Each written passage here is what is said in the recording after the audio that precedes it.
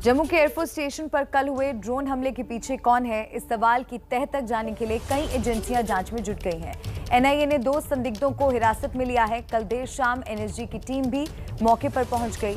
अभी तक की जांच में पता चला है कि ड्रोन अटैक का निशाना कहीं और था, लेकिन वो कहीं और जाकर गिरे।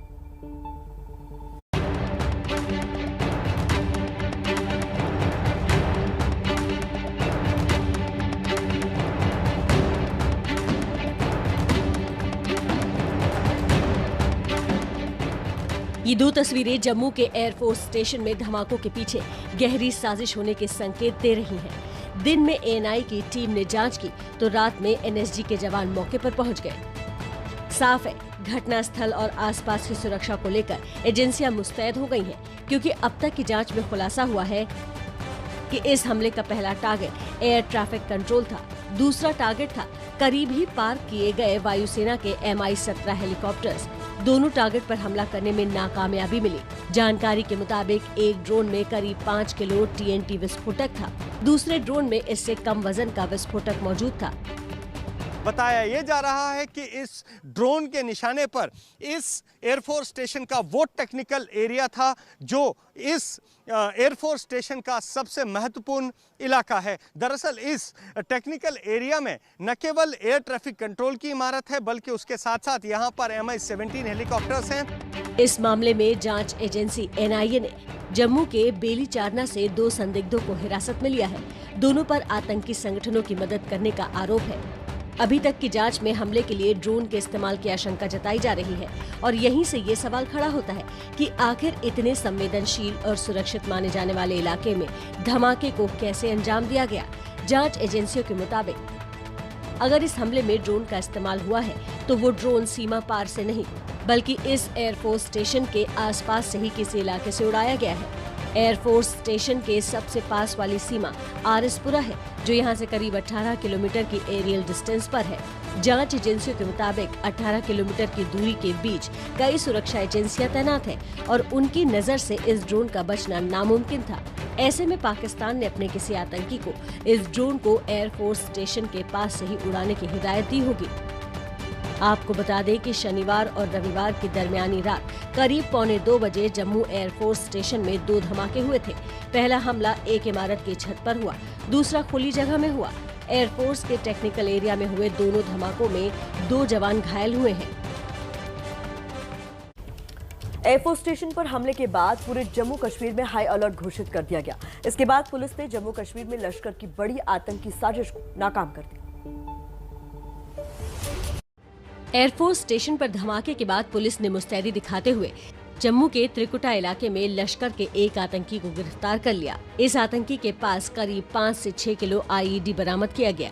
पुलिस के मुताबिक विस्फोटक के जरिए भीड़ वाली जगह पर धमाके का प्लान था।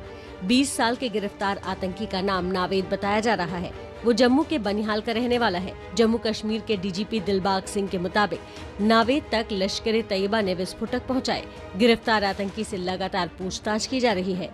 जम्मू पुलिस ने उसके 2 साथियों को भी गिरफ्तार किया है। पुलिस का दावा है कि जल्द कुछ और आतंकियों की गिरफ्तारी होगी।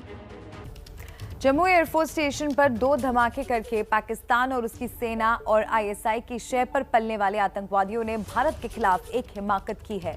भारत इसका जवाब देने की ताकत भी रखता है, हैसियत भी, क्योंकि भारत की सेना इन इक्का दुक्का ड्रोन से ही नहीं बल्कि बड़ी से बड़ी तादाद के ड्रोन अटैक का जवाब देने की काबिलियत इसी साल सिद्ध कर चुका है। एक बटन दबाते ही कुछ ऐसा नजारा बन सकता है पाकिस्तान में। कुछ इस तरह तबाह बर्बाद किए जा सकते हैं आतंकवादी ठिकाने। जो काम भारतीय सेना बालाकोट हमला या सर्जिकल स्ट्राइक के जरिए पूरा नहीं कर पाई थी, वो काम पूरा करने का मौका पाकिस्तान ने ये ड्रोन हमला कर या करवा के भारतीय सेना को दिया है। भारतीय सेना ने इसी साल 15 जनवरी को सेना दिवस के मौके पर अपनी स्वार्म ड्रोन कॉम्बैट कैपेबिलिटी का प्रदर्शन किया। यानी भारतीय सेना एक साथ 75 ड्रोन को उड़ाकर किसी भी हमले को नाकाम करने की क्षमता रखती है। साथ ही कोशिशें जारी हैं कि इस काबिलियत को बढ़ाकर एक साथ 1000 ड्रोन के संचालन तक ले जाया जाए। दुश्मन के इलाके में तकरीबन 50 किलोमीटर अंदर घुसकर अपने मिशन को एक सफल अंजाम देंगे। Technology is in fact steadily emerging. Drone की तकनीक अब कोई अनोखी नहीं रही। लेकिन ड्रोन के जरिए दूसरे देश में जाकर इस तरह हमला करने की जुर्रत करने के पीछे निश्चित तौर पर पाकिस्तान की सेना का हाथ हो, इससे इनकार नहीं किया जा सकता। हालांकि यह हमला असफल रहा, लेकिन आतंकवाद का एक एक्सपेरिमेंट जरूर सफल हो गया है। भारत इसका जवाब दे सकता है और देगा भी, बस वक्त और इशारे का इंतजार है। हमारी जो फेंसिंग है उसको पार करके ड्रोन्स आए दिन या तो ड्रग्स गिरा जाते हैं, या हथियार गिरा जाते हैं, या एम्युनिशन गिरा जाते हैं। और आज ये पहली बार हुआ है कि ड्रोन्स ने बम्बों का इस्तेमाल करके, आरडीएक्स का इस्तेमाल करके हमारे एक एयरबेस को निशाना बनाया है। तो ये एक बहुत बड़ी गंभीर चुनौती है।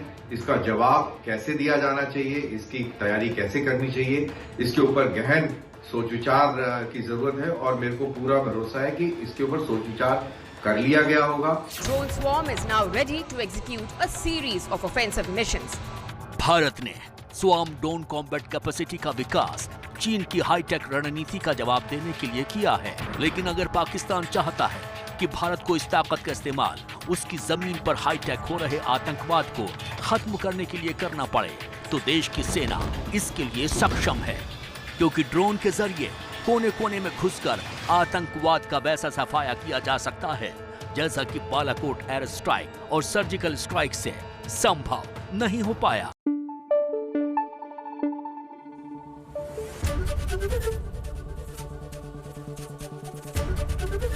एबीपी न्यूज आपको रखे आगे।